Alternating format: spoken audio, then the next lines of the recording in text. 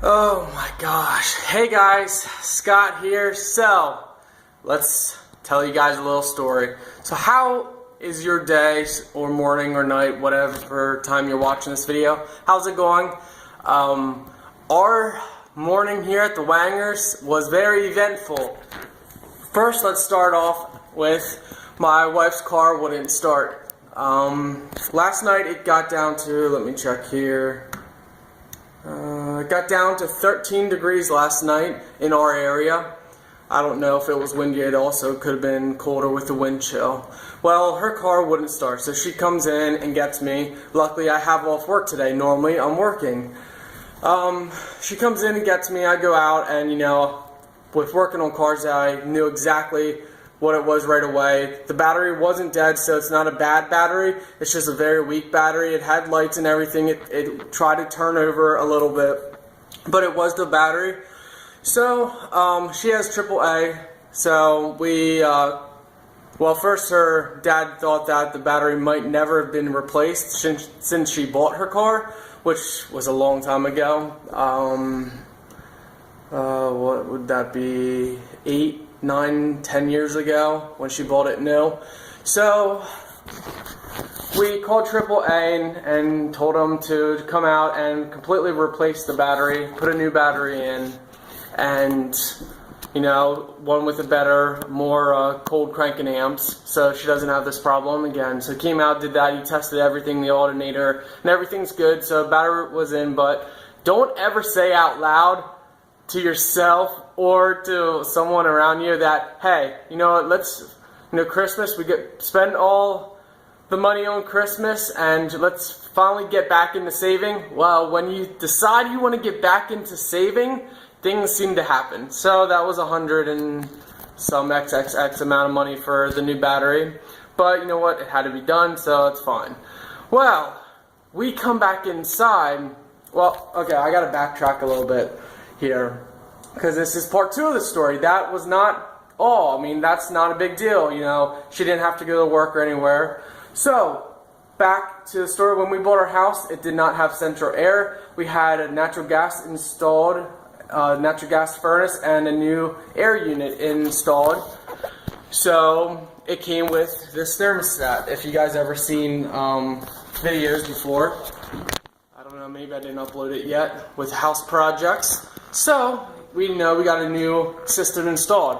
Well, after her car wouldn't start this morning, she wanted to get her eyebrows done, so that's where she was going to go this morning. So I took her, and then once we got back from there, I took her in my good old faithful Explorer. We got back from getting her eyebrows done, and this was completely black. It wouldn't turn on, nothing. So went down into the dungeon. Let's go into the dungeon. It's a little messy down here, so excuse the mess. So let's talk down in the dungeon here. Eventually we're going to completely have the basement finished, but for now it's not finished. It is just a storage area pretty much. So anyways, this is our new furnace, ductwork and stuff that was installed with the unit. Well, come down and the pump is making an odd sound. We have a pump down here that kicks on to take up any condensation, and any water, takes it up, takes it out, and just runs it outside.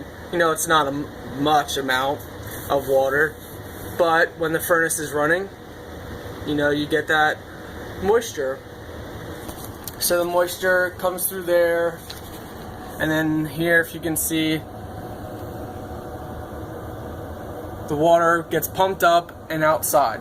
Well, okay, thermostat wasn't working. I didn't really think too much of it, that it's anything to do with the pump. Well, water was down in here, and it was overflowing from the pump we have. So I thought, okay, we gotta take care of her car first. So with all this going on, we calling AAA. I was standing outside with my wife and talking to the AAA guy, which was really nice. He was such a nice guy. Yeah, so I looked over at my central air unit and I saw this clear pipe, which reminded me of this pipe right here that takes the water out. Well, it triggered my mind back in the summertime when we bought the house and everything was installed that there was an exposed clear pipe. See, there you can hear it kicking on. Once it builds up enough moisture, it kicks on, pumps it out right outside.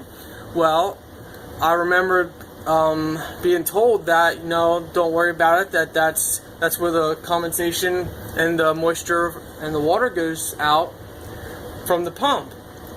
Well, I always thought to myself back then that, well, okay, in wintertime it's exposed, won't it freeze? But you know what, they said that that's how it's supposed to be, so I let it go. Well, when I was standing outside, I thought, hold on a second, I'm going to go over to that pipe and just look at it. Well, guess what? It was frozen solid. Well, of course, it's exposed outside. So, I thought, you know what, I'm going to come down into the basement and I'm going to test this pump out here and see what's going on. Well, the line here was hard as a rock. And like now, you can press in it and it's a little warm because from the furnace, the water's a little warm. So, I come down and I'm like, you know what? That's causing, see, when water fills up in here, we have a little sensor here. It picks up the moisture, and when it picks up the moisture, it turns red. When it turns red, the pump really kicks on and starts making funny sounds. Well, I didn't know this. I just kind of figured all this out now. I mean, I knew that this turns red when you get moisture, but I didn't know why or what it does or what it means or anything.